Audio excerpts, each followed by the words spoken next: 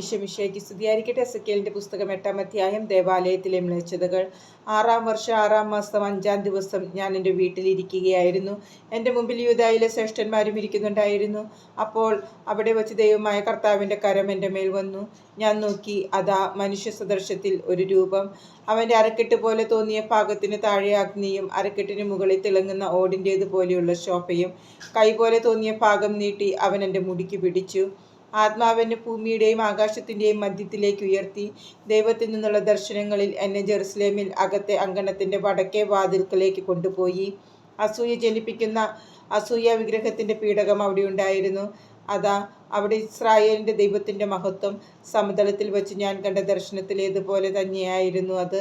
അവിടുന്ന് എന്നോട് അരുളിച്ചെയ്തു, മനുഷ്യപുത്ര, വടക്ക് ദിക്കിലേക്ക് കണ്ണുകൾ ഉയർത്തുക. ഞാൻ വടക്ക് ദിക്കിലേക്ക് കണ്ണുകൾ ഉയർത്തി. അതാ ബലിപീഠത്തിൻ്റെ വാതിൽക്കൽ വടക്കുവശത്ത് അസൂയ വിഗ്രഹം നിൽക്കുന്നു. അവിടുന്ന് എന്നോട് അരുളിച്ചെയ്തു, മനുഷ്യപുത്ര, അവർ ചെയ്യുന്നത് നീ കാണുന്നുണ്ടോ?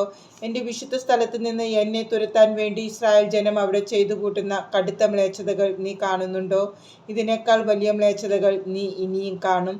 അവിടുന്ന് എന്നെ അങ്കണത്തിൻ്റെ വാതിൽക്കലേക്ക് കൊണ്ടുവന്നു. ഞാൻ നോക്കി, അതാ ഭിത്തിയിൽ ഒരു ദ്വാരം. അവിടുന്ന് എന്നോട് കൽപ്പിച്ചു, മനുഷ്യപുത്ര, ഭിത്തി തുറക്കുക. ഞാൻ ഭിത്തി തുറന്നു. അതാ ഒരു വാതിൽ. അവിടുന്ന് തുടർന്നു, അകത്ത് പ്രവേശിച്ച് അവർ അവിടെ ചെയ്തു കൂട്ടുന്ന നികൃഷ്ടമായ മ്ലേച്ഛതകൾ കാണുക. ഞാൻ അകത്ത് കടന്നു നോക്കി.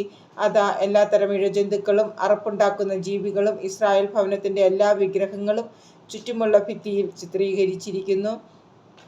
ഇസ്രായേലിലെ 70 ശ്രേഷ്ഠന്മാരും അവരുടെ കൂടെ ഷാഫാന്റെ മകനായ യാസാനിയായും അവയുടെ മുമ്പിൽ നിൽക്കുന്നു. ഓരോരുത്തരുടെയും കയ്യിൽ ധൂപകലശമുണ്ടായിരുന്നു. സുഗന്ധിയായ ധൂമപടലം ഉയർന്നുകൊണ്ടിരുന്നു. അവിടുന്ന് എന്നോട് അരുളിച്ചെയ്തു, മനുഷ്യപുത്ര, ഇസ്രായേൽ ഭവനത്തിലെ ശ്രേഷ്ഠന്മാർ ഇരുളിൽ ചിത്രങ്ങൾ നിറഞ്ഞ മുറിയിൽ ചെയ്യുന്നതെന്തെന്ന് നീ കാണുന്നുണ്ടോ? അവർ പറയുന്നു, കർത്താവ് ഞങ്ങളെ കാണുന്നില്ല, കർത്താവ് ഈ ദേശത്തെ ഉപേക്ഷിച്ചിരിക്കുന്നു. അവിടുന്ന് എന്നോട് അരുളിച്ചെയ്തു, ഇതിലും ഗുരുതരമായ മ്ലേച്ഛതകൾ അവർ ചെയ്യുന്നത് നീ കാണും. അവിടുന്ന് എന്നെ ദേവാലയത്തിൻ്റെ വടക്കേ വാതിലിൻ്റെ മുമ്പിലേക്ക് കൊണ്ടുപോയി. അതാ അവിടെ തമ്മൂസിനെ കുറിച്ച് വിലപിക്കുന്ന സ്ത്രീകൾ. അവിടുന്ന് എന്നോട് ചോദിച്ചു, മനുഷ്യപുത്ര, നീ ഇത് കണ്ടില്ലേ? ഇവയേക്കാൾ വലിയ മ്ലേച്ഛതകൾ നീ കാണും. ദേവാലയത്തിൻ്റെ അകത്തളത്തിലേക്ക് അവിടുന്ന് എന്നെ കൊണ്ടുപോയി. കർത്താവിൻ്റെ ആലയത്തിൻ്റെ വാതിൽക്കൽ പൂമുഖത്തിനും ബലിപീഠത്തിനും നടുവിൽ 25ഓളം പേർ ദേവാലയത്തിന് പുറംതിരിഞ്ഞ് കിഴക്കോട്ട് നോക്കി നിൽക്കുന്നു. അവർ കിഴക്കോട്ട് നോക്കി സൂര്യനെ നമസ്കരിക്കുകയായിരുന്നു.